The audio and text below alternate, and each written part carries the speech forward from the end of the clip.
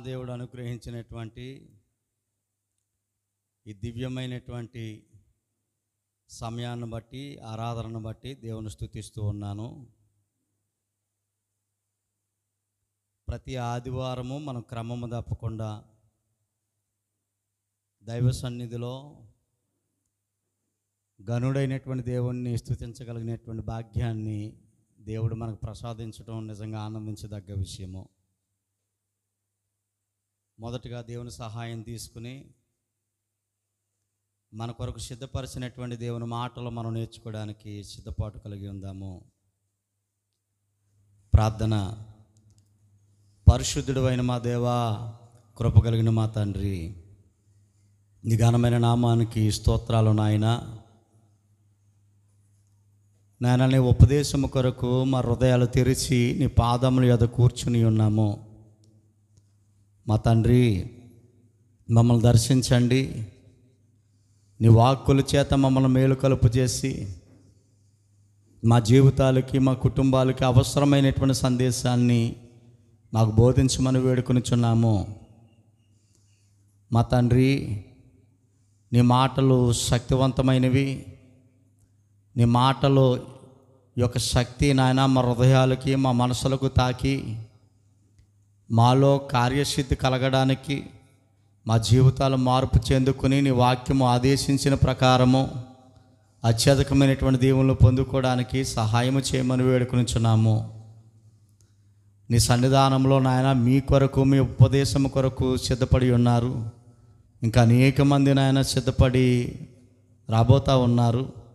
అందరినీ నాయన తండ్రి నీ వాక్యం చేత బలపరచుటకు సహాయము చేయమని యేసుక్రీస్తు యొక్క మహిమగల నామాన్ని బట్టి ఈ ప్రార్థన అడుగుచున్నాను మా తండ్రి, ఆమేన్. ప్రభునందు ప్రియులారా, దేవుని యొక్క వాక్యము మహాదేవుడు గ్రంథస్థం చేయించి అటు గ్రంథాన్ని మన చేతుల్లో పెట్టటము ఎవరికీ లేనటువంటి గొప్ప ధన్యతను మహాదేవుడు ప్రపంచ మానవాళికి అనుగ్రహించిన దాన్ని సద్వినియోగం చేసుకునే కొందరు మాత్రమే సత్యారాధనలో, నిజమైనటువంటి దేవుని యొక్క మార్గములో ఉండడానికి సిద్ధపడుతున్నటువంటి పరిస్థితి లోకంలో, క్రైస్తవ సమాజంలో మనం చూస్తూ ఉన్నాము. అనేకమైనటువంటి ప్రశ్నలు మనసుకు తలెత్తినప్పుడు అటు ప్రశ్నలు లోకంలో సమాధానం దొరకకపోవచ్చేమో కానీ మన చేతుల్లో పెట్టినటువంటి జీవగ్రంథం అనగా పరిశుద్ధ గ్రంథం ప్రతి ప్రశ్నకు సమాధానము మన దేవుడు ముందుగానే ఈ గ్రంథంలో ఉంచాడు. ఆ సమాధానాలను మనం స్వీకరించి అనుసరించగలిగితే, పాటించగలిగితే ఖచ్చితమైనటువంటి శుభిష్టమైనటువంటి పరిస్థితులను మహాదేవుడు మనకు అనుగ్రహిస్తాడు అనేటువంటి ఒక మంచి ఆలోచన. ఒకటి కాదు, రెండు కాదు, కొన్ని వందల వేల పాఠాలను, బ్రతుకు పాఠాలను గ్రంథంలో మన కొరకు ఉంచి ఆ పాఠాలన్నీ నా పిల్లలు వినాలి, నేర్చుకోవాలి. నేర్చుకున్న దాని ప్రకారము వారు నడుచుకోగలిగితే నేను ఏదైతే బయలుపరిచినటువంటి విధంగానే వారికి అనుగ్రహిస్తాను అనబడినటువంటి మంచి సందేశాలను దేవుడు మన గ్రంథంలో ఉంచటం మనం చూసాం. ప్రియులారా, వారానికి ఒకసారి మన దేవుని సన్నిధానానికి వచ్చి ఈ ప్రశాంతమైనటువంటి వాతావరణంలో మనసుపూర్తిగా దేవుని నామాన్ని పాటల ద్వారా స్మరించి, కీర్తించి, ఘనపరిచి దేవునిని సంతోషపెట్టే పనిలో, మన ద్వారా దేవుని ఆనందపరిచే పనిలో ఇప్పటివరకు మనం గడిపాము. మంచి పాటలు సోదరులు నడిపించారు ఇరువురు. అలానే వారితో తాళం కలుపుతూ, అనగా రాగం కలుపుతూ, నేను అందుకే వచ్చాను అనబడినటువంటి విషయాన్ని మర్చిపోకుండా, మౌనంగా ఉండకుండా వారితో కలిసి దేవుని స్తుతించే ఒక అద్భుతమైనటువంటి విధానం దేవుని పిల్లలుగా మనకందరికీ ఉన్నది. తదుపరి భాగంలోనికి మనం విన్నట్లయితే సందేశము. ఇది మనకు సంబంధించినది. దేవుడు కేవలం మన కొరకు సిద్ధపరచినటువంటిది. నేను బోధించినంత మాత్రాన ఇది నాది కాదు. నా నోట దేవుని మాటలలోంచి ఈ సందేశాలను, ఈ వాక్య ఉపదేశాలను మన కొరకే దేవుడు మన యొద్దకు తీసుకుని వస్తూ ఉన్నాడు అనేటువంటి భావనతో, ఉద్దేశముతో మన హృదయాలు తెరిచి ఒకవేళ అటు వాక్యాన్ని మనం స్వీకరించగలిగితే అది మనకు చాలా లాభాన్ని, ఆత్మీయ లాభాన్ని తెచ్చిపెట్టే అవకాశం లేకపోలేదు. ముందటి 2 వారాలు ఒక మంచి సందేశాన్ని మనం నేర్చుకున్నాం. బహుశా మీకు గుర్తే ఉండుంటుంది. నీవు తోటలో ఉంటావా లేక అడవిలో ఉంటావా అనేటువంటి సందేశాన్ని 2 వారాలుగా 2 భాగాలుగా మనం ఆ సందేశాలను మనం నేర్చుకుని ఉన్నాం. ఈరోజు మరొక ఉపదేశాన్ని మనం నేర్చుకోవడానికి సిద్ధపడుతూ ఉన్నాము. మనశ్శాంతి ఎక్కడ దొరుకుతుంది అనే అంశాన్ని ఈరోజు మనం నేర్చుకోబోతూ ఉన్నాము. చెప్పాలి, ఈరోజు మనం నేర్చుకోబోయే అంశం ఏమిటి? మనశ్శాంతి ఎక్కడ దొరుకుతుంది. ప్రియులారా, ఇట్లాంటి సందేశాలు మనకు చాలా అవసరం. వ్యక్తిగతంగా అవసరము, కుటుంబపరంగా అవసరము, సంఘపరంగా ఈ సందేశాలు మనకెంతో మంచి బూస్టింగ్ ఇస్తున్నటువంటి సందర్భం. ప్రతి వ్యక్తిని బలపరిచే విధంగా ఉంటున్నటువంటి సందేశాలు, ఈ ఆత్మీయ సందేశాలను మనం చాలా సంతోషంగా స్వీకరించడానికి సిద్ధపడవలసినటువంటి అవసరం ఉన్నది. మనశ్శాంతి ఇది మనుషులకి చాలా అవసరమైనటువంటిది. ఈ రోజున ప్రపంచవ్యాప్తంగా మనశ్శాంతి లేక అనేక మంది వ్యక్తులు జీవితాలు పతనమైపోతున్నటువంటి పరిస్థితులు మనం చూస్తూ ఉన్నాము. మనశ్శాంతి పలానా చోట దొరుకుతుంది అని తెలిస్తే అక్కడికి వెళ్ళే ప్రయత్నం చేస్తూ ఉన్నాం. లేదు ఇంత డబ్బు దీనికి ఖర్చు పెడితే మనశ్శాంతి వస్తుంది అని తెలిస్తే డబ్బులు కూడా ఖర్చు పెట్టడానికి ప్రయత్నం చేస్తూ ఉన్నారు. అంటే మనశ్శాంతి పొందుకోవడానికి మనిషి పలానా చేస్తే దొరుకుతుంది అని ఒకవేళ ఏదైనా ఇన్ఫర్మేషను తెలిస్తే, సమాచారం తెలిస్తే, ఆ మనశ్శాంతి సంపాదించుకోవడానికి మనిషి చేసే ప్రయత్నాలు అన్నీ కాదు. ప్రియ దేవుని బిడ్డలారా, టెన్షన్ కానీ, ఆందోళన కానీ, దిగులు కానీ, భయం కానీ ఏ అయితే ఉంటాయో, ఏ వ్యక్తిలో ఇవన్నీ ఎవరిలో అయితే ఉంటాయో వారిలో మనశ్శాంతి లేదు అనేటువంటి విషయాన్ని మనం జ్ఞాపకం చేసుకోవాలి. మొదటగా మనశ్శాంతి లేని వారి జీవితంలో ఏమేమి ఉంటాయి? భయం ఉంటుంది, టెన్షన్ ఉంటుంది, దిగులు ఉంటుంది, ఆందోళన ఉంటుంది, ఏదో జరిగిపోతుంది అనబనేటువంటి భయం. ఈ విధమైనటువంటి పరిస్థితులు ఏ వ్యక్తిలో, ఏ కుటుంబంలో ఉంటాయో అక్కడ ఏమీ లేదని మనం అర్థం చేసుకోవాలి. మనశ్శాంతి లేదు అంటే మనశ్శాంతి లేవు అని అనడానికి ఇవన్నీ సిమ్టమ్స్ అన్నమాట అండి. చూడండి, ఒక్కొక్క రోగానికి ఆ రోగం అతనిలో ఉందని చెప్పడానికి కొన్ని సిమ్టమ్స్ కాపాడతాయి. అంటే కొన్ని సూచనలు కనపడతా ఉంటుంటాయి. ఆ సూచనలు ఆ వ్యక్తిలో ఉన్నాయనంటే ఈ రోగం ఇతనిలో ఉంది అనేటువంటి విషయం మనకు అర్థమవుతుంది. అలానే ఈరోజు మనిషి జీవితంలో లేక కుటుంబ పరిస్థితుల్లో మనం ఆలోచన చేసినట్లయితే భయం, ఆందోళన, టెన్షను, దిగులు ఇలాంటివి ఏమన్నా ఒకవేళ ఆ వ్యక్తిలో, ఆ కుటుంబంలో ఉంటే ఖచ్చితంగా వారికి ఏమీ లేదు.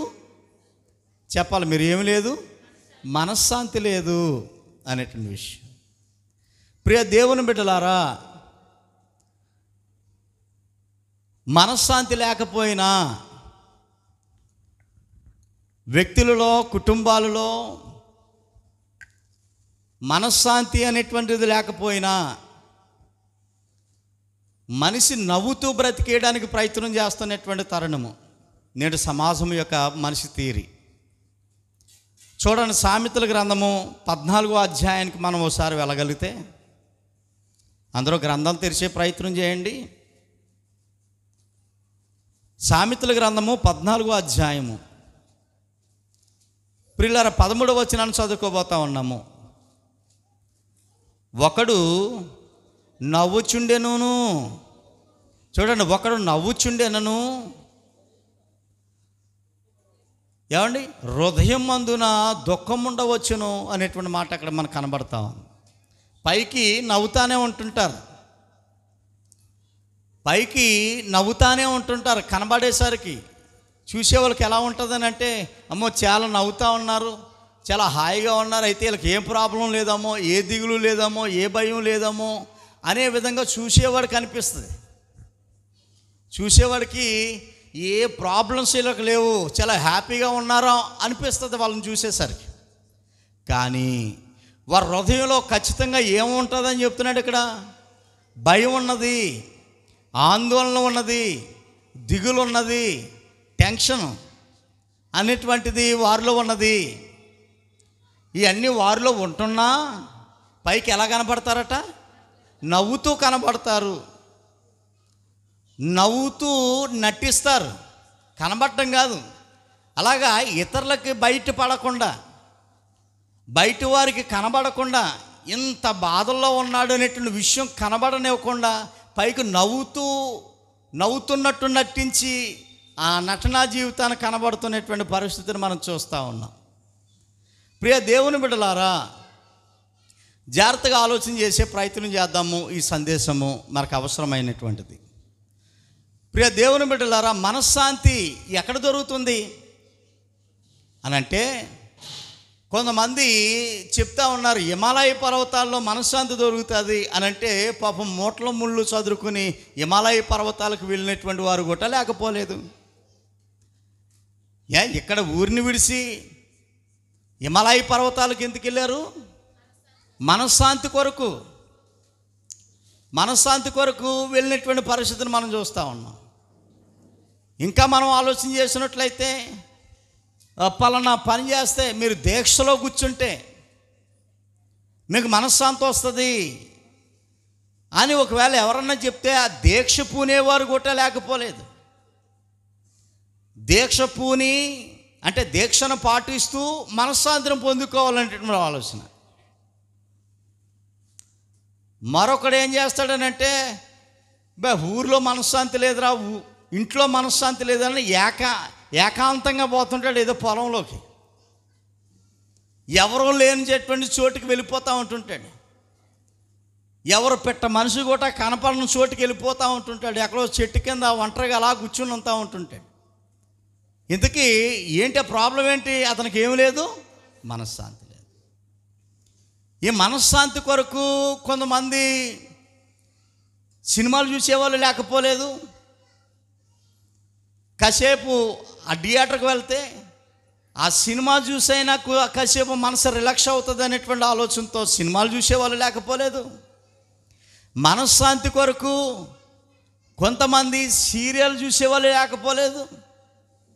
మనశ్శాంతి కొరకు కొంతమంది కామెడీ, మన టీవీలోనూ ఇవి వస్తూ ఉంటుంటాయి, కామెడీ సీన్స్ అయినా వస్తూ ఉంటుంటాయి, అవి కూడా టీవీలోను సెల్ ఫోన్లోను చూసి కాసేపు ఆనందించి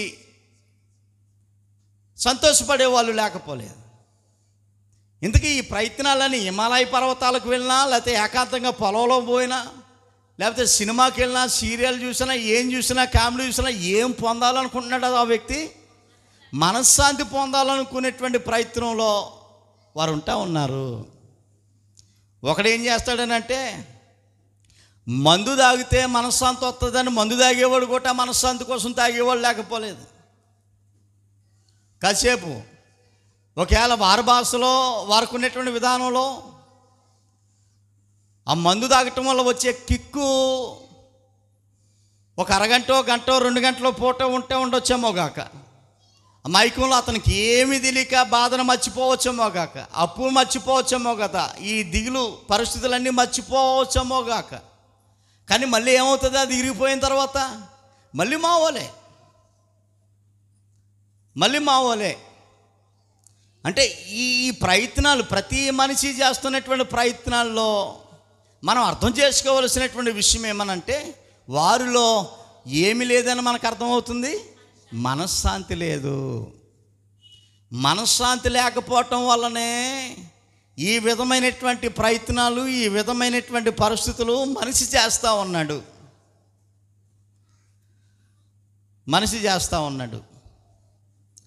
మనశ్శాంతి వల్ల ఒక వ్యక్తి ఆరోగ్యంగా ఉండగలడు.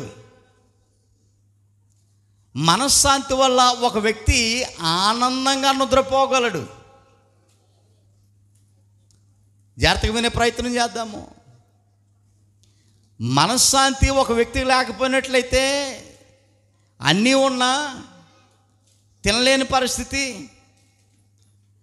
మనశ్శాంతి లేకపోతే 1,00,000 రూపాయలు డబుల్ కాట్ మంచం ఉన్నా నిద్ర పట్టని పరిస్థితి మనకు కనబడతా ఉంది. ఈ మధ్య పరిశోధనలో శాస్త్రవేత్తలు చెప్తున్నారు, మనశ్శాంతి లేకపోతే, ఈ మధ్యనే కనుగొన్నారు, ఒక ఆర్టికల్లో రాశారు, ఒక వ్యక్తికి మనశ్శాంతి అనేటువంటిది లేకపోతే బ్రతికే ఆయుష్ కంటే 10 సంవత్సరాల ముందే చచ్చిపోతాడట. అర్థమవుతుందా మీకు? బతకవలసినటువంటి సంవత్సరాల కంటే, బ్రతకవలసినటువంటి ఆయుష్ కంటే మనశ్శాంతి లేకపోవటం వల్ల 10 సంవత్సరాల ముందే చనిపోతాడు. ఎందుకనంటే ఆ విధమైనటువంటి హార్మోన్స్ ఓపెన్ అయ్యి, మనిషిలో ఉన్నటువంటి ఆ విధమైనటువంటి హార్మోన్స్ రిలీజ్ అయిపోయి గుండెకాయ మీద లేకపోతే మెదడు మీద ఒత్తిడి తీసుకుని వచ్చి ఆయుష్ను తగ్గించేస్తుంది. త్వరగా చచ్చిపోయే పరిస్థితి ఉందని కొంతమంది శాస్త్రవేత్తలు, డాక్టర్లు పరిశోధన చేసి ఈ విషయాన్ని వెల్లడి చేసినటువంటి సందర్భాన్ని మనం చూస్తూ ఉన్నాం. దీన్ని బట్టి మనం అర్థం చేసుకోవాల్సినటువంటి విషయం ఏమనంటే, ప్రతి మనిషికి ఏం కావాలి? మనశ్శాంతి, మనసుకు శాంతి కావాలి. అంటే మనిషికి శాంతి కావాలి, మనసుకు శాంతి కావాలి. ఈ మనసుకి శాంతి ఎక్కడ దొరుకుతుంది అనేదే ఈరోజు సందేశం. మనకి మనశ్శాంతి అనేటువంటిది ఎక్కడ దొరుకుతుంది? అక్కడ ఉన్న వాతావరణము, అక్కడ ఉన్నటువంటి పరిస్థితుల వల్ల మనశ్శాంతి కాదు, కానీ మనసుకు శాంతి అనేటువంటిది చాలా అవసరము. అది ఎక్కడ దొరుకుతుంది అనేటువంటిదే ఈరోజు పాఠాంశం యొక్క ముఖ్యాంశము. ఆ విషయాన్ని మనం నేర్చుకోవడానికి ప్రయత్నం చేయబోతా ఉన్నాం. ప్రియులారా, జాగ్రత్తగా విందాము, జాగ్రత్తగా విషయాన్ని మనం ఆలోచించేద్దాము. చూడండి, 55వ కీర్తన మనం ఆలోచన చేసినట్లయితే, బైబిల్ గ్రంథాన్ని ఒకసారి జాగ్రత్తగా తెరిచి 55వ కీర్తన, 55వ కీర్తనలో మనశ్శాంతి లేని వారి పరిస్థితి, వారి ఆలోచన ఎలాగుంటుందో ఇక్కడ జ్ఞాపకం చేస్తూ ఉన్నాడు. మనశ్శాంతి లేని వారి యొక్క ఆలోచనలు, మనశ్శాంతి లేని వారి యొక్క మాటలు, వారి ఉద్దేశాలు ఎలాగుంటాయో ఈ కీర్తనకారుడు తెలియజేస్తూ ఉన్నాడు. 55వ కీర్తన మనము నెమ్మదిగా 4వ వచనమును చదువుకుందాము. నా గుండె నాలో వేదన పడుచున్నది. భక్తుడు మాట్లాడుతూ ఉన్నాడు, మనశ్శాంతి లేని వారి యొక్క మాటలు. నా గుండె నాలో వేదన పడుచున్నది, మరణ భయము నాలో పుట్టుచున్నది. ఏమండి, మరణ భయము నాలో పుట్టుచున్నది. 5వ వచనము, దిగులును వణుకును నాకు కలుగుచున్నవి. ఏం కలుగుతున్నాయంట? దిగులు, వణుకు నాకు కలుగుచున్నది. అంటే ఇతనికి ఏమి లేదని మనకు అర్థమవుతుంది. ఇప్పుడు మనశ్శాంతి లేదండి. మంచి భవనం ఉంది, కానీ మనశ్శాంతి లేదు. పరిస్థితులన్నీ ఉన్నాయి, మనశ్శాంతి లేదు. శాంతారావు అని పేరు పెట్టుకుంటారు చాలామంది. శాంతమ్మ అని పేరు పెట్టుకుంటారు చాలామంది. ప్రశాంతి అని పేరు పెట్టుకుంటారు చాలామంది. పేర్ల వరకు ఓకే, బాగానే ఉంది. ప్రశాంతి పేరు చాలా బాగుంది. శాంతమ్మ పేరు చాలా బాగుంది. పేరులో కాదు, శాంతి అనేటువంటిది వారు హృదయంలో ఉండాలి, వారి మనసులో ఉండాలి. అది కరువైపోయినటువంటి పరిస్థితి నేను సమాజంలో చూస్తూ ఉన్నాను. గొప్ప చిత్రం ఏంటనంటే, ఆశ్చర్యపోయే సంఘటన ఏంటనంటే ప్రియులారా, ఎవడో దేవుని నమ్మలేనోడికి మనశ్శాంతి కరువైపోవటం కాదు. దేవుని నమ్మి దేవుని సన్నిధానానికి వచ్చి మాకు వాక్యము తెలుసు అన్నటువంటి వారిలోనే మనశ్శాంతి ఎక్కువ మంది కరువైపోతున్నటువంటి పరిస్థితిని మనం చూస్తూ ఉన్నాం. ఇది ఇంకా విచిత్రమైన విడ్డూరమైన సంఘటన. అంటే కేవలం వీరి పరిస్థితి ఎలా ఉందనంటే, పేరుకు మాత్రమే మందిరానికి వచ్చిపోయేవారిగా ఉన్నారు తప్ప వాక్యం యొక్క సారాన్ని హృదయంలో పెట్టుకోలేనటువంటి పరిస్థితి. వాక్యానికి అనుగుణంగా బ్రతకలేనటువంటి పరిస్థితి వలనే ఈ పరిస్థితులు సంభవిస్తూ ఉన్నాయి. నా గుండె నాలో వేదన పడుచున్నది, మరణభయము నాలో పుట్టుచున్నది, దిగులును వణుకును నాకు కలుగుచున్నవి, మహాభయము నన్ను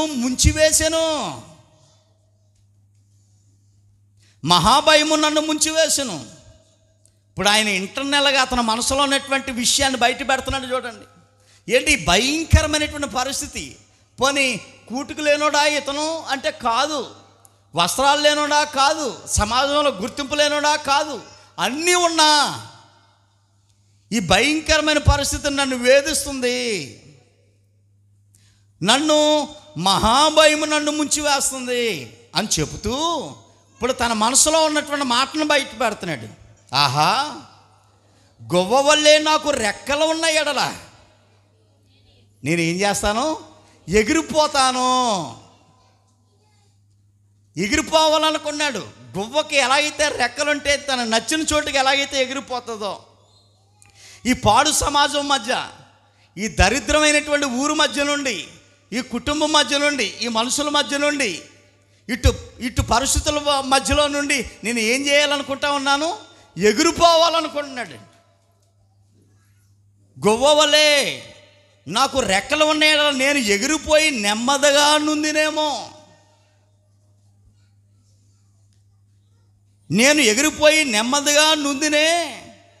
త్వరపడి దూరముగా పారిపోయి పెనుగాలిని సుడిగాలిని తప్పించుకుందును.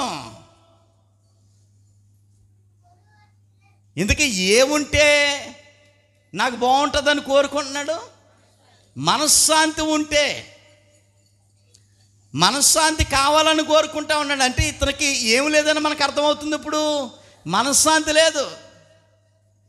ఇప్పుడు అతనికి అర్జెంటుగా వచ్చేస్తే ఎగిరిపోవాలనుకుంటున్నాడు.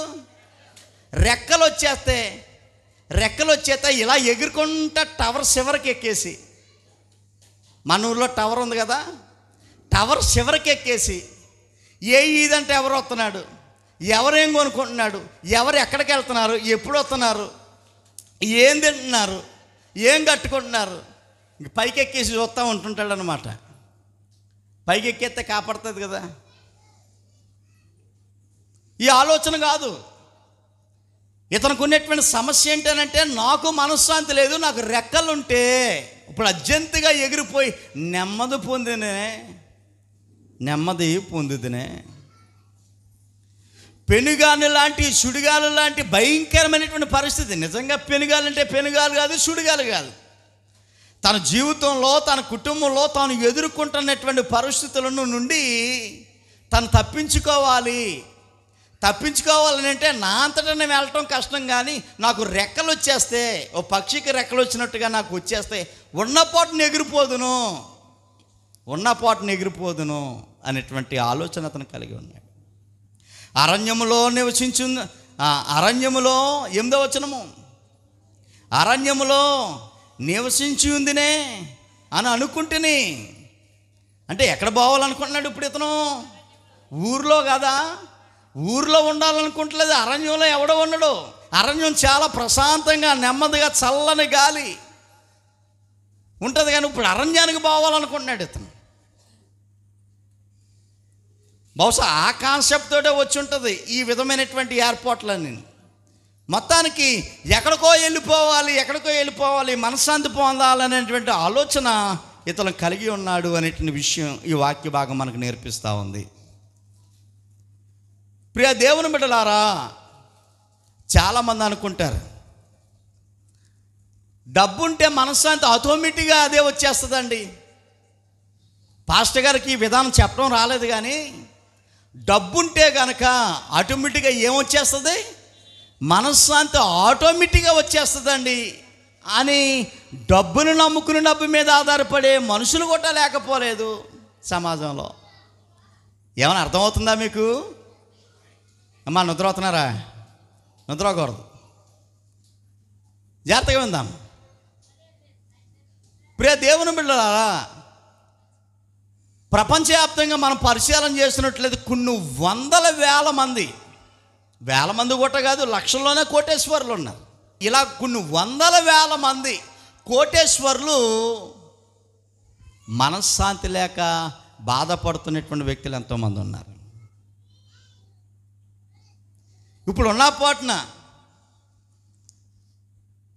మీకు మనశ్శాంతి కావాలా, ₹1 కోటి డబ్బులు కావాలా అని అడిగితే మీరు దేన్ని ఎంపిక చేసుకుంటారో చెప్పండి, నిజం చెప్పండి. ఏమండి సహోదరులారా, మనం ఏమనుకుంటామంటే ₹1 కోటి డబ్బు ఉంటే మళ్ళీ చచ్చేలోపు మనం సంపాదించలేమో, అది ఉంటే ఆటోమేటిక్గా మనశ్శాంతి అదే వస్తుందని అనుకుంటాం. ఎక్కువ శాతం డబ్బుకే మనం ప్రిఫరెన్స్ ఇస్తాం. కానీ కోటేశ్వరులను అడిగితే, ధనవంతులను అడిగితే మనశ్శాంతే కావాలని కోరుకుంటారు. ఎందుకంటే ఆల్రెడీ పిచ్చ డబ్బు ఉంది వారి దగ్గర, కానీ ఉపయోగం లేకపోయింది, ఉపయోగం లేకపోయింది, కావలసినటువంటి శాంతి లేకపోయింది. అందువల్ల ఈ కోటేశ్వరులు ధనవంతులైనటువంటి వారు అయ్యా మనశ్శాంతి ఉంటే చాలు అని కోరుకుంటారు తప్ప, మన దగ్గర డబ్బు లేదు కాబట్టి డబ్బును కోరుకుంటాం, మనశ్శాంతి లేకపోయినా డబ్బే కోరుకుంటాం. మనం విషయాన్ని ఆలోచన చేద్దాము. సామెతల గ్రంథం 15వ అధ్యాయంలో, సామెతల గ్రంథము 15వ అధ్యాయము చూడండి ప్రియులారా, 15వ అధ్యాయం 16వ వచనము. నెమ్మది లేకుండా విస్తారమైన ధనముండుట కంటే అనేటువంటి మాట చూడండి, అక్కడ ఉంది. నెమ్మది లేకుండా అంటే మనసుకి శాంతి లేకుండా, మనిషికి మనశ్శాంతి లేకుండా విస్తారమైనటువంటి ధనము ఉన్నా ఉపయోగం లేదు అని చెప్తున్నాడు అక్కడ. విస్తారమైన ధనము ఉన్నా ఉపయోగం లేదని వాక్యము చాలా క్లియర్ కట్గా చెప్పింది. ఈ రోజున ధనవంతులైనటువంటి వారిని నిజం చెప్పమని అడిగితే ఇదే విషయాన్ని చెప్తారు. ధనమైతే ఉంది కానీ నెమ్మది లేదు మా జీవితాలకి, విశ్రాంతి లేదు మా జీవితానికి, అంతా భయం, ఆందోళన, దిగులు, టెన్షన్ అనేటువంటి విధానాన్ని ఇక్కడ మనం చెప్తున్నటువంటి సందర్భం మనం ఆలోచన చేయాలి. ప్రియ దేవుని బిడ్డలారా, 17వ అధ్యాయము అదే గ్రంథము చూడండి, ప్రారంభ వచనంలో రుచి అయిన భోజన పదార్థములన్నను కలహముతో కూడి ఉండిన ఎంట నుండుట కంటే నెమ్మది కలిగి ఉండి ఒట్టి రొట్టె ముక్కలు తినుట మేలు అనే మాట చూడండి. రుచి అయిన భోజనం, మంచి భోజనం ఉంది, కానీ ఆ ఇంట్లో ఏమి లేదు, మనశ్శాంతి లేదు, మనుషుల్లో మనశ్శాంతి లేదు, ఆ ఇంట్లోనే మనశ్శాంతి లేదు, శాంతి లేదు. భోజనం అయితే రుచి అయిన భోజనం ఉంది, మంచి అద్భుతమైనటువంటి స్పెషల్ ఐటమ్స్ అన్నీ ఉన్నాయి, కానీ మనశ్శాంతి లేనటువంటి మనుషులు అక్కడ ఉన్నారు. అక్కడ ఉండేదానికంటే నెమ్మది కలిగి ఉండి ప్రశాంతత కలిగినటువంటి ఇంటిలో, ప్రశాంతత కలిగినటువంటి వారి మధ్య ఒట్టె రొట్టె ముక్క తినుట మేలు. ఉత్తి రొట్టె ముక్క తినటం మేలు. మంచి మనస్సు కలిగినటువంటి వారి మధ్య రొట్టె ముక్క తింటే మేలు. గొడవలు ఆడుకుంటా, తున్నుకుంటా, గుద్దుకుంటా ఉన్నవారి మధ్య ఎంత మంచి భోజనం పెడితే సుఖం ఏముంటుంది అనే విషయాన్ని జ్ఞాపకం చేస్తున్నాడు. మొత్తానికి ఈరోజు మనం ఏం నేర్చుకోబోతా ఉన్నాము? ఈ అంశం ఏంటి? మనశ్శాంతి ఎక్కడ దొరుకుతుంది అనే ప్రశ్న మీద ఈ విషయాన్ని మనం ఆలోచన చేయబోతా ఉన్నాం. మనశ్శాంతి ఎక్కడ దొరుకుతుంది అనేటువంటి విషయాన్ని. ప్రియ దేవుని బిడ్డలారా, చూడండి, ఒక వాక్యాన్ని మనం చదువుకోబోతా ఉన్నాము. మనిషి దీని మీద ప్రయాసపడుతూ ఉన్నాడండి, పరిశోధన చేస్తూ ఉన్నాడు, అన్వేషణ చేస్తూ ఉన్నాడు.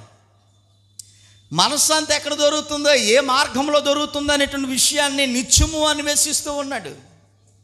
రోమాపత్రిక 3వ అధ్యాయంలో, రోమిలు రాసిన పత్రిక 3వ అధ్యాయము చూడండి ప్రియులారా, 17వ వచనాన్ని మనం జాగ్రత్తగా ఆలోచన చేసినట్లయితే, శాంతి మార్గము వారు ఎరగరు అనే మాట.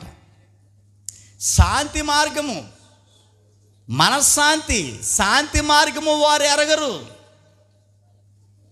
అంటే ఇప్పుడు ఉందనా లేదనా?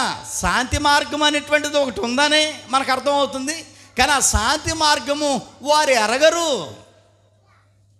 మార్గం అయితే ఉంది, మనశ్శాంతి దొరికే స్థలం అయితే ఒకటి ఉంది, మనశ్శాంతి యొద్దకు తీసుకుని వెళ్ళే మార్గం అయితే ఒకటి ఉంది. కానీ వారు ఎరగరు. ఎందుకు ఎరగరు? వారి ఆలోచన వేరే ఉంది, మనిషి ఆలోచన వేరే ఉంది. మనిషి ఆలోచన ఏంటంటే సరదాను కోరుకుంటా ఉన్నాడు, సుఖాన్ని కోరుకుంటా ఉన్నాడు, ఆనందాన్ని కోరుకుంటా ఉన్నాడు.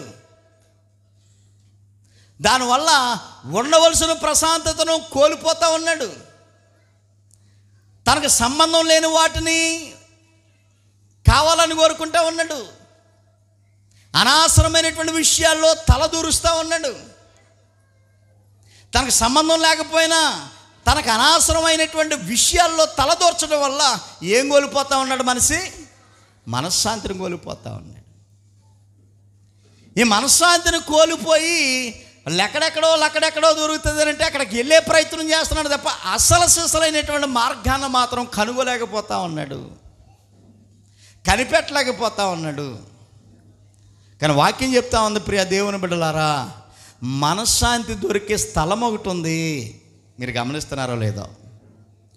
మనశ్శాంతి దొరికే స్థలం ఒకటి ఉంది. ఆ స్థలం యొద్దకు నడిపించే మార్గం ఒకటి ఉంది. మీరు కనుగోలేకపోతా ఉన్నారు, దాన్ని తెలుసుకోలేకపోతా ఉన్నారు అనే విషయాన్ని ఆయన తెలియజేస్తూ ఉన్నాడు. ఆ విషయాన్ని తెలియజేస్తూ ఉన్నాడు. ఎక్కడుంది ఈ మనశ్శాంతి? ఎక్కడ దొరుకుతుంది? ఏంటి ఆ మార్గం ఏంటి అన్న విషయాన్ని మనం చదువుకుని ముగించుకునే ప్రయత్నం చేయబోతా ఉన్నాము. చూడండి, 26వ అధ్యాయము యెషయా గ్రంథము 26వ అధ్యాయము యెషయా గ్రంథము 26 యెషయా. చూడండి ప్రియులారా, 3వ వచనం చదువుకునే ప్రయత్నం చేద్దాము. ఎవని మనసు నీ మీద ఆనుకునునో, జాగ్రత్తగా వినాలి. భక్తుడు చెప్తా ఉన్నాడు, భక్తుడు మాట్లాడుతూ ఉన్నాడు. దేవుని గురించి ఈ విషయాన్ని బట్టబయలు చేస్తూ ఉన్నాడు. మనశ్శాంతి కావాలనుకునేటువంటి వారికి అందరికీ ఒక అద్భుతమైనటువంటి ఇన్ఫర్మేషన్ అందిస్తూ ఉన్నాడు ఆయన. ఖచ్చితమైనటువంటి అడ్రస్తో సహా మనశ్శాంతి ఎక్కడ దొరుకుతుందో, ఎవరి దగ్గర దొరుకుతుందో అనేటువంటి సమాచారాన్ని తెలియజేస్తూ ఉన్నాడు.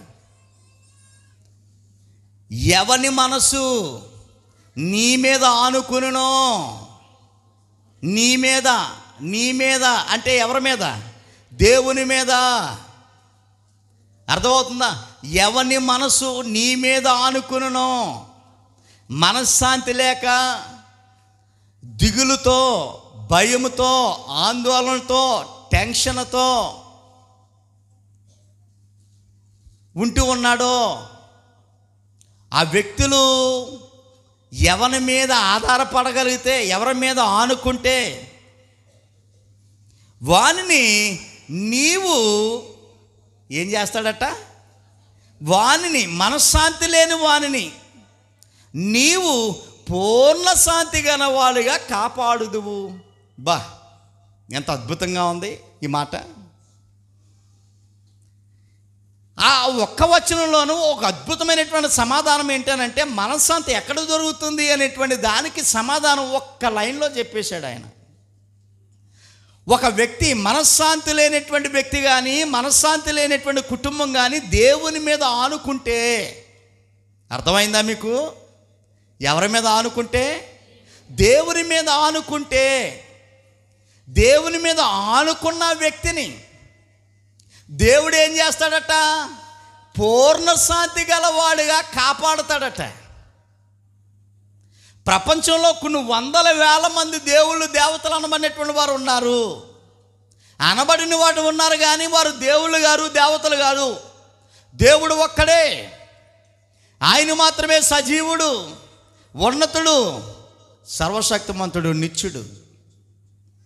అలా నిత్యుడైనటువంటి దేవుని మీద ఆనుకోగలిగితే, దేవుని మీద ఆనుకోవాలి. ఆనుకోవటం అంటే అర్థం ఏంటంటే ఆధారపడాలి.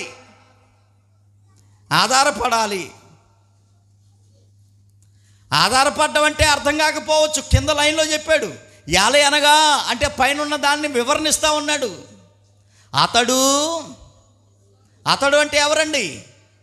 మనశ్శాంతి లేనివాడు, దేవుణ్ణి ఆధారం చేసుకుని దేవుని మీద ఆధారపడేవాడు, దేవుని యందు విశ్వాసం ఉంచి ఉన్నాడు. అందుకే దేవుని ద్వారా ఏం అనుగ్రహించబడ్డది ఆ వ్యక్తికి, ఆ కుటుంబానికి? మనశ్శాంతి.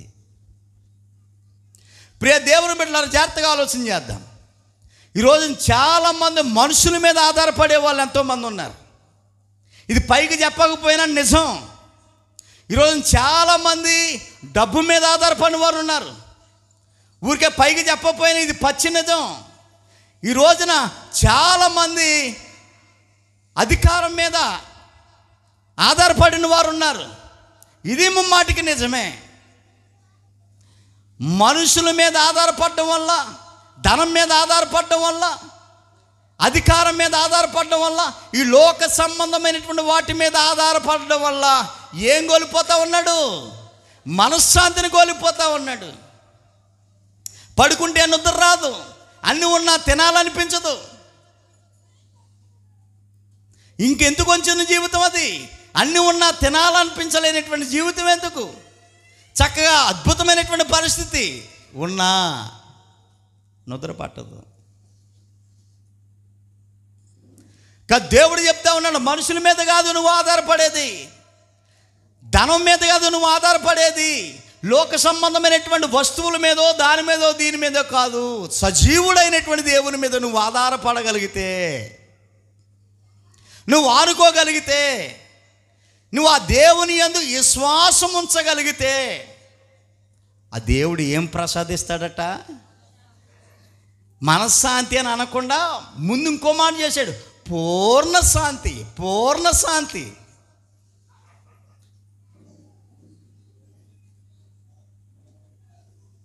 ఈ మధ్య క్రైస్తవ సమాజంలో లేటెస్ట్గా ఒకటి మొదలెట్టారు. అంటే ఒక్కొక్క సంఘమోడు ఒక్కొక్కటి మొదలెడతాడు. బైబిల్ని పక్కకి దోచేస్తారు, దేవుని పక్కకి దోసేస్తారు. దేవుని పక్కకు దోసి, బైబిల్ పక్కకు దోసి, వాడికి ఏదో ఒక సిద్ధాంతాన్ని పట్టుకుని దాని మీద పోతూ ఉంటుంటాడు. సాలేం, ఎవరన్నా కనబడ్డారనుకో సాలేం అని అంటున్నారు. సాలేం అంటే సమాధానం అని. అందరూ వందనాలు చెప్పుకోమని వాక్యం చెప్తుంటే వీడు సాలేం అంటుంటాడు. ఇందుకు చెప్పేవాడికి సమాధానం ఉండదు, వినేవాడికి సమాధానం ఉండదు. ఇంకొకడు ఏమంటాడనంటే మరణాత అంటుంటాడు. అదో ట్రెండ్. ఒకడు కూడా వందనాలు చెప్పిన వాక్యం ఘోషిస్తూ ఉంది, వీడు మరణాత అంటుంటాడు. అంటే ఒక్కొక్కడు ఒక్కో పద్ధతి అనమాట అండి. ఇంక దేవునితో పని లేదు, దేవుడు బయలుపరిచిన వాక్యంతో అసలే పని ఉండదు. గట్టిగా మాట్లాడాం అనుకోండి, దేవుడు దర్శనంలో కాపాడు చెప్పేసాడు అంటాడు. అంతే ఓ మాట దేవుడే దోసేస్తాడు. ఇంక లేదా ఇలా పెద్దయ్య గారు చెప్పారు, చిన్నయ్య గారు చెప్పారు, వాళ్ళు చెప్పారు, వీళ్ళు చెప్పారంటే మళ్ళీ బాగోదని ఇంకెవరి మీద దోసేస్తాడు. ఇంకా దేవుని మీద దోసేస్తే ఇంకెవరు మాట్లాడడానికి లేదు కదా. ఇలాంటి భయంకరమైనటువంటి క్రైస్తవ్యంలో ఉన్నాం. చదువు ఉంటున్నా గ్రహించలేనటువంటి పరిస్థితి, చేతిలో ఇంటిలో దైవ గ్రంథము అర్థవంతమైన రీతిలో ఉన్న వాస్తవాన్ని పసిగట్టలేనటువంటి పరిస్థితి. ఇలాంటి భయంకరమైన పరిస్థితిలో ఉన్నారు. ఉదాహరణకు రెండే చెప్పాను, ఇలా కొన్ని వందల పరిస్థితులు ఉన్నాయి వాక్యానికి వేరుగా. కానీ ప్రియ దేవుని బిడ్డలారా, మనకి మనశ్శాంతి కావాలంటే ఒక అడ్రస్ చెప్పాడు చూడండి. వాక్యం ఒక అడ్రస్ చెప్పింది. నీకు మనశ్శాంతి ఎక్కడ దొరుకుతుందో తెలుసా? మనుషుల దగ్గర దొరకదు.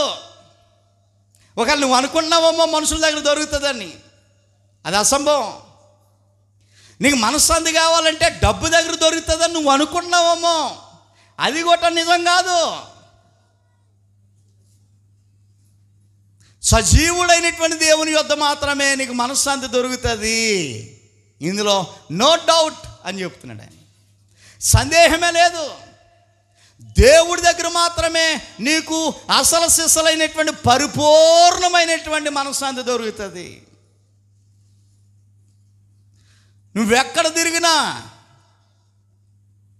ప్రపంచమంతా తిరిగి వచ్చిన మనశ్శాంతి ఎక్కడ దొరుకుతుంది? ప్రపంచమంతా తిరుగు కానీ ఉపయోగం లేకపోయాయి. దొరికే అడ్రస్ అవుతుంది మనశ్శాంతి. ఇచ్చేవాడు ఒక ఆయన ఉన్నాడు. ఆయన ఎవరో తెలుసా? దేవుడు అంటే దేవుని సన్నిధిలోనే దేవుడు ఉంటాడు. దేవుని యొద్ద మాత్రమే ప్రశాంతత లేక మనశ్శాంతి దొరుకుతుంది అనే విషయాన్ని జ్ఞాపకం చేస్తూ ఉన్నాడు. ప్రియ దేవుని బిడ్డలారా, ఈ వాస్తవము తెలుసో తెలియకో చాలామంది దేవుని సన్నిధానానికి దూరం అయిపోయే వాళ్ళు ఎంతోమంది ఉన్నారు. మనుషుల కోసం కాదు కానీ నా దేవుడు నాకు మనశ్శాంతిని అనుగ్రహిస్తాడు. మనశ్శాంతి ఒకటే ఇచ్చి పంపించడు కానీ నా ఇంటికి మనశ్శాంతితో పాటు సకల విధములైన ఆశీర్వాదాలు మహాదేవుడు నాకు అనుగ్రహిస్తాడు. ఆయన పాద సన్నిధిలో 1 గంట గడిపితే అనేటువంటి విశ్వాసం మనకొంద చూశారు. అది చాలా గొప్పది, చాలా గొప్పది. ప్రియ దేవుని బిడ్డలారా, దేవుని యొద్ద మాత్రమే మనకు అవకాశం ఉంది. దేవుడు ఒక అద్భుతమైన మందిరాన్ని ఇచ్చాడు. నిజంగా మనకి చాలా ధన్యులమని చెప్పుకోవాలి. ఇలాంటి మందిరాలు లేనటువంటి వారు ఎక్కడో చేటు కిందో లేదా పాకలోనో రేకు చెట్లోనో ఎక్కడెక్కడో ఏజెన్సీ ప్రాంతాలకు వెళ్ళిపోతే అసలు ఇలాంటి మందిరం తాటేకి పాకలు కొట్టాలి లేని పరిస్థితిని. బహుశా మన త్వరలో ఏజెన్సీ వెళ్ళిపోతా ఉన్నాం. అక్కడ మందిరం ఎప్పుడో కట్టారు, రేకు షెడ్డు పక్కన ఏముండవు, 4 స్తంభాలు వేసి రేకు షెడ్ వేశారు. అది ఎప్పుడు కూలిపోతుందో, మొన్న నేను విజిట్కి వెళ్ళినప్పుడు ఎప్పుడు కూలిపోతుందో తెలియదు, భయం వేస్తుందండి అని పాస్టర్ గారు చెప్తున్నారు.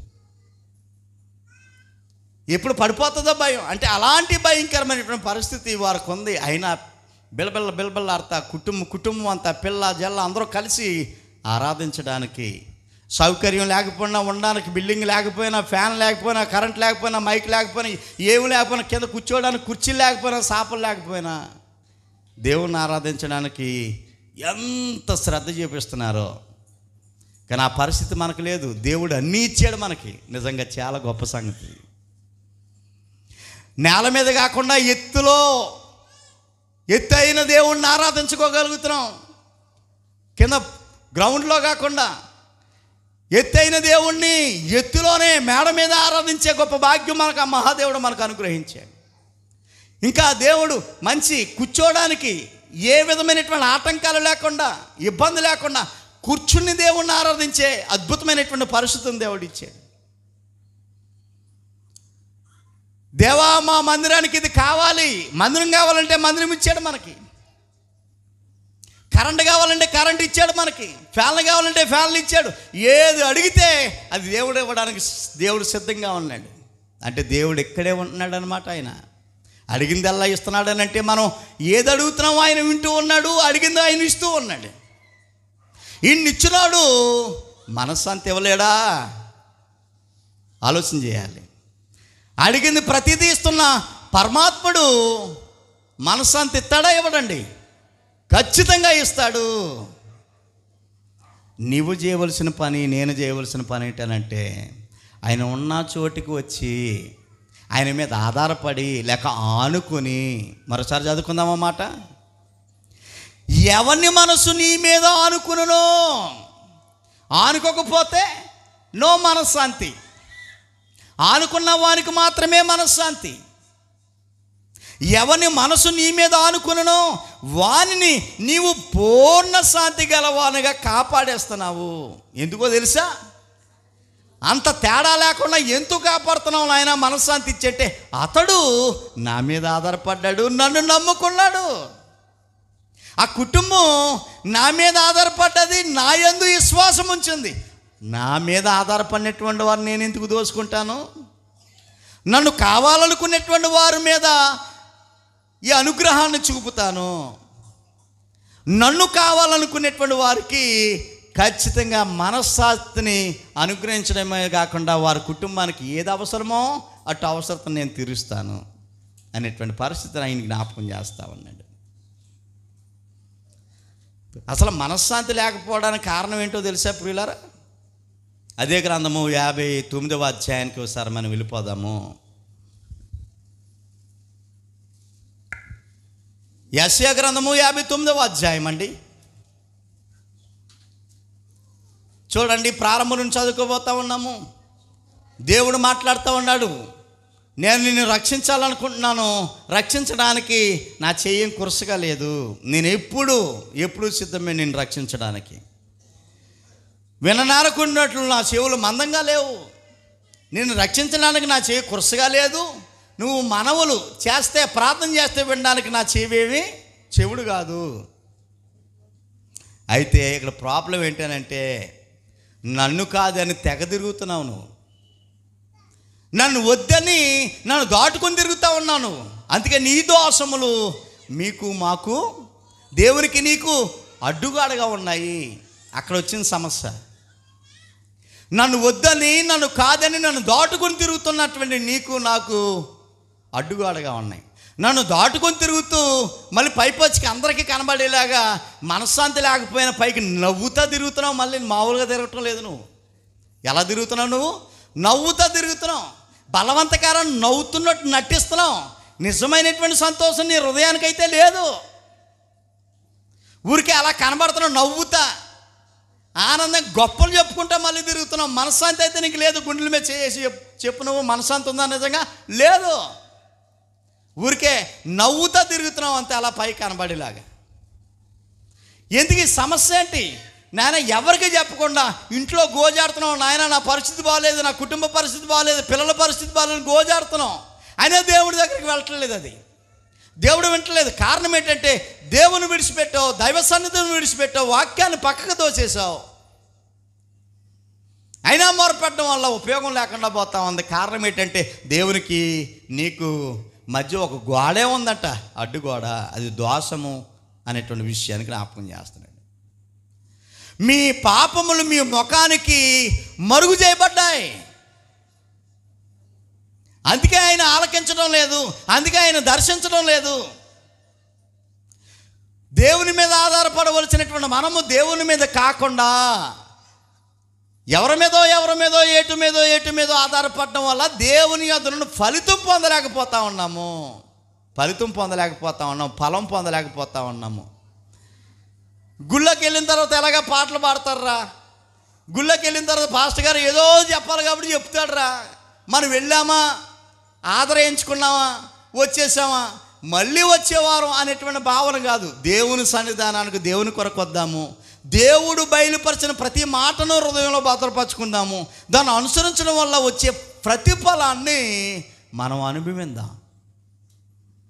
మనం మాత్రమే అనుభవించాలి. దేవుడు చెప్పినట్లుగా మనం చేయటం ద్వారా ఆశీర్వాద ఫలము ఖచ్చితంగా మనం అనుభవిస్తాము. అందులో సందేహం లేదు. ప్రియ దేవుని బిడ్డలారా, నా కోరిక నా బిడ్డలు బాగోవాలి, నా బిడ్డలు అనగా నా సంఘ బిడ్డలు బాగోవాలనేటువంటి కోరిక. అందుకే ఆయన చెప్తా ఉన్నాడు, దేవుని యొద్దకు వెళ్ళట్లేదా మానవులు అనేటువంటి విషయాన్ని జ్ఞాపకం చేస్తూ ఉన్నాడు ఆయన. చూడండి 8వ వచనము, అదే గ్రంథము, అదే అధ్యాయం 8వ వచనంలో, శాంతి వార్తమును వారు ఎరుగరు, వారి నడవడిలో న్యాయం కనబడదు. వారు తమ కొరకు వంకర త్రోవలు కల్పించుకునిచున్నారు. వాటిలో నడుచువారెవరును శాంతి నొందరు. వాటిలో నడుచువారందరూ శాంతి నొందరు. ఎంత క్లియర్గా చెప్పేసాడు. అంటే మనశ్శాంతి లేకపోవడానికి కారణాలు ఎస్ అయ్యే. ఒక వ్యక్తికి మనశ్శాంతి లేకపోవడానికి, ఒక కుటుంబానికి మనశ్శాంతి లేకపోవడానికి కారణాలు అయ్యే అని చెప్తున్నాడు. మీరు చదువుకోండి 59వ అధ్యాయం ప్రారంభం నుండి 8వ వచనాల వరకు విషయాన్ని జ్ఞాపకం చేస్తున్నాడు. కాబట్టి ప్రియులారా, ఈ కారణాలన్నింటినీ అధిగమించి, అంటే వాటిని అన్నింటిని పక్కకు దోచేసి ఇప్పుడు మనం ఎవరికి సమీపంగా ఉండాలి? దేవునికి సమీపంగా ఉండటం వల్ల మనకు వచ్చే లాభం ఏంటి? మనశ్శాంతి. అది చాలా చాలా అవసరం అండి. మనశ్శాంతి అనేటువంటిది చాలా అవసరం. కాబట్టి ప్రియ దేవుని బిడ్డలారా, నిజమే, దేవుడి దేవల మన ఊరు మంచిది, మన ఈదులు మంచి మంచి ఇల్లులు ఉన్నాయి, మంచి ఇంటి నిండా మంచి సామాన్లు ఉన్నాయి, మంచిది, అన్నీ ఉన్నాయి కాదని నేను అంటలేదు. ఊరి నిండా అన్నీ ఉన్నాయి, ఊరి నిండా మంచి ఇల్లు ఉన్నాయి, ఇంటి నిండా మంచి సామాన్లు ఉన్నాయి, ఒంటి నిండా సామాన్లు ఉన్నాయి, అన్నీ ఉన్నాయి. కానీ ఏం లేదు? మనశ్శాంతి లేదు. పైకి చెప్పుకోవటం లేదని అంటే కానీ, పైకి చెప్పుకోవటం లేదు కానీ నిజం వాక్యం చెప్తుంది మనశ్శాంతి ఏ వ్యక్తిలోనూ లేదు. కానీ వాక్యం చెప్తుంది ఎక్కడ దొరుకుతుందో తెలుసా? దేవుని సన్నిధానంలో, దేవుని యొక్క పాద సన్నిధిలో మాత్రమే, దేవుని యొద్ద మాత్రమే మనశ్శాంతి దొరుకుతుంది అనేటువంటి విషయాన్ని చాలా అద్భుతంగా ఈ వాక్యాన్ని జ్ఞాపకం చేశాడు. చాలా అద్భుతంగా జ్ఞాపకం చేశాడు. ప్రియ దేవుని బిడ్డలారా, ఇప్పుడు ఈ మాటలను బట్టి ఇప్పుడు మనం మనశ్శాంతి కావాలంటే ఎక్కడికి వెళ్ళాలో చెప్పేశాడు. మీరు హాయిగా తిన్నది అరగాలంటే ఎక్కడికి వెళ్ళాలి? ఇప్పుడు అంటే తిన్నది వంట పట్టాలంటే దేవుడు, ప్రశాంతంగా నిద్రపోవాలంటే దేవుడు, మంచి ఆహారము, మంచి గృహము, మంచి వస్త్రము, మంచి నిద్ర, ఇదే కదండి. ఈ విషయాన్ని మనం ఆలోచన చేయవలసిన అవసరం ఉన్నది. చూడండి, ఆఖరిగా ఒక వాక్యాన్ని చదువుకోబోతా ఉన్నాము. తిమోతిలకు రాసిన 3వ పత్రిక, క్షమించాలి 2వ పత్రిక 3వ అధ్యాయము వచనం కూడా 3. 2వ పత్రిక 3:3. అనురాగరహితులు, అధిదేశులు, అపవాదుకులు, అజింద్రియులు, క్రూరులు, సజ్జన ద్వేషులు, ద్రోహులు, మూర్ఖులు, గర్వంధులు, దేవుని కంటే, ఆ మాట అండర్లైన్ చేయండి, దేవుని కంటే సుఖానుభవం ఎక్కువగా ప్రేమించేవారు. ఓ లిస్ట్ చెప్తున్నాడండి 3వ వచనంలో. ఇదంతా లిస్ట్ అనమాట అండి. ఏమండి, ఈ లిస్టులో ఉన్నటువంటి వారు ఇప్పుడే కాదు ఎప్పుడూ మనశ్శాంతి పొందలేరు అనేటువంటి ఒక అర్థాన్ని తీసుకుని వచ్చాడు కింద వచనాల్లో. 5వ వచనంలో, పైకి భక్తి గలవారు వలె ఉండి దాని శక్తిని ఆశ్రయించిన వారై ఉన్నారు. ఇటు వారికి నువ్వేం చేయాలనంటే విముఖుడవై ఉండు, అంటే దూరంగా ఉండు. వాళ్ళ వల్ల ఏదో వస్తుంది, ఏదో కలుగుతుంది నువ్వు అనుకుంటావు, కానీ నువ్వు చచ్చిపోవరకు వాళ్ళ దగ్గర నుండి ఏమీ రాదు. ఒకవేళ ఎప్పుడైనా కూర ఎత్తే కూర ఇచ్చామో కానీ ఆ కూర ఏం చెప్పు ఉంటుందండి. మనశ్శాంతి అనేటువంటిది ఉంటే అది మనిషికి ఆరోగ్యము, ఆనందము అనుగ్రహించబడుతుంది. అది దేవుడి వల్ల మాత్రమే దయచేయబడుతుంది అనేటువంటి విషయాన్ని జ్ఞాపకం చేస్తాం. ఈరోజు మనం ఏ పాఠం నేర్చుకున్నాం? మనశ్శాంతి ఎక్కడ దొరుకుతుంది అనేటువంటి ప్రశ్నకి సమాధానం దొరికిందా? ఇంతకీ ఎక్కడ దొరుకుతుందో చెప్పండి. ఎవరి మనసు దేవుని మీద ఆధారపడుతుందో అటువారికి మాత్రమే మనశ్శాంతి పుష్కలంగా దొరుకుతుంది అని చెప్పేసి. దీన్ని బట్టి మన అందరి మనసు ఎవరి మీద ఆనుకోవాలని ఒక క్లారిటీ రావాలి మనకి. దేవుని మీద, మనుషుల మీద కాదు. మనుషులు ఇచ్చేస్తాం, అచ్చేస్తాం, ఇంకా మేము అందరం ఉన్నాం, అది ఉన్నాం, ఇది ఉన్నాం అంటే అనవచ్చమ్మో గాక. దేవుని మీద ఆధారపడగలిగితే ఆయన చేసే కార్యాలు ఎవరు లేకపోయినా చేసేస్తాడండి. ఆ టయానికి దేవుని మీద ఆధారపడి ఆయన కార్యాలు మన కంటికి కనబడవు, చెవులకి వినబడవని, అంత అద్భుతమైన కార్యాలు చేస్తాడండి. కాబట్టి మంచి మాటలు వినేటువంటి మీకు ప్రభునామంలో వందనాలు తెలియచేస్తూ ఉన్నాము. మనము దేవుని మీద ఆధారపడదాము, దేవుని యొక్క అనుగ్రహాన్ని లేక ఆశీర్వాదాన్ని మనం పొందుకుందాము.